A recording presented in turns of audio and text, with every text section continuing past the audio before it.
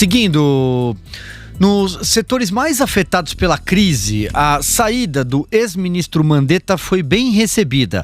Manuel Linhares, ele é presidente da ABIH, Associação da Indústria de Hotéis. Diz que espera que um novo modelo de isolamento só com pessoas do grupo de risco seja analisado para retomar as atividades aos poucos.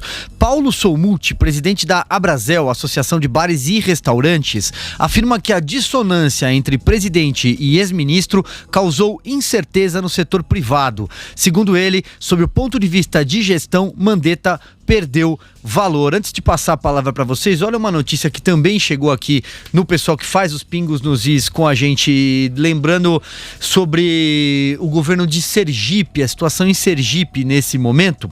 Ao prorrogar a quarentena, o governador iniciou já uma flexibilização. O governador Belivaldo Chagas, do PSD, ele, por exemplo, libera a reabertura de hotéis, de motéis e também de pousadas com alguma restrição às áreas comuns. Também a reabertura de loja de material de construção, concessionária de carros, autopeças, cartórios, tabelionatos, escritórios de advocacia, escritórios de arquitetura, escritórios de engenharia e também assistência técnica. Tá aí, portanto, só para trazer aqui um exemplo da nossa audiência por lá, me lembrando por aqui. Diga lá, Augusto. Olha, isso é inevitável. É urgente. Já o número de pessoas curadas em condições de trabalhar, já há setores da economia que podem voltar a trabalhar sem riscos, adotando os cuidados que estão adotando na Alemanha ou que estão previstos até para cidades brasileiras, Curitiba, onde o prefeito ainda hesita se começa agora essa abertura gradual ou não. Então veremos na semana que vem, mas é preciso fazer isso porque a ansiedade é muito grande e porque os riscos, eles vão diminuindo. Esse tipo de comportamento que houve, por exemplo, com o bispo anglicano, né? Silvio, perfeito. Poços de Caldas, que fica no sul de Minas. De Poços de Caldas, exatamente. A gente viu o absurdo. A gente viu o absurdo de Araraquara, em outras cidades, o que é? Aí eu me lembro de um episódio famoso, a frase famosa dita pelo então vice-presidente Pedro Aleixo, quando o presidente da República Costa e Silva decretou o AI-5. Então, o Pedro Aleixo foi o único, e seria castigado por isso, não pôde assumir quando o Costa e Silva sofreu um derrame, ele foi o único a votar contra. E o Costa e Silva foi perguntar por que, se ele achava que o Costa e Silva seria um jeito arbitrário, iria exorbitar, né, dos poderes que lhe davam a si. O Pedro Aleixo disse o seguinte: não, o problema é o guarda da esquina. É isso aí. É o guarda municipal de Araraquara que, diferentemente da maioria dos guardas municipais, que devem ser louvados pelo bom trabalho que fazem, ele se acha o novo reizinho do pedaço.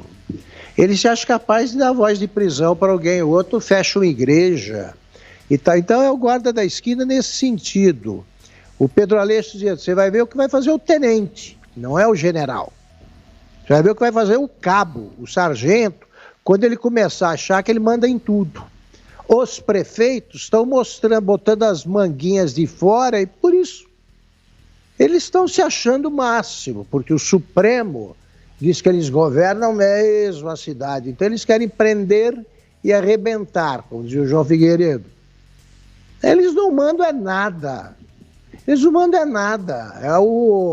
A Constituição determina, eles não vão além dos poderes que lhes são atribuídos e que não são tantos, não. É isso que acaba acontecendo. A atitude dos que discordam da eternização da quarentena é essa que foi traduzida pela manifestação desses empresários. Zé Maria Trindade. Augusto, eu li um livro que fala exatamente sobre o pequeno poder. que é quando a hierarquia, que é o caso típico aí do que está acontecendo em vários pontos, né? A hierarquia é quebrada e as pequenas autoridades se sentem com poder total.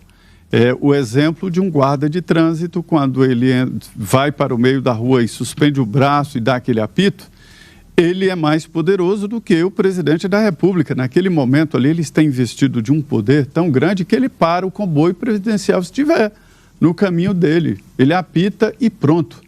E a psicologia, ela até traduz e existe até nomenclatura para esse nome, né, do pequeno poder. Chama síndrome do pequeno poder ou síndrome do porteiro. Isso aí é o seguinte, descreve a literatura, né, da psicologia. É uma atitude de autoritarismo por parte de um indivíduo que, ao receber um poder, usa de forma absoluta e imperativa, sem se preocupar com as consequências e problemas periféricos que possa vir a ocasionar. Então, é a síndrome do porteiro que é descrito pela literatura da psicologia. E você disse muito bem, qualquer decisão, eu sempre falo isso, né? Quando o Supremo Tribunal Federal toma uma decisão aqui, eu falo, gente, vamos lembrar que o Brasil tem juízes no Brasil inteiro, nas comarcas, nas pequenas comarcas, grandes comarcas, que vão seguir aqui esses ministros do Supremo Tribunal Federal, né?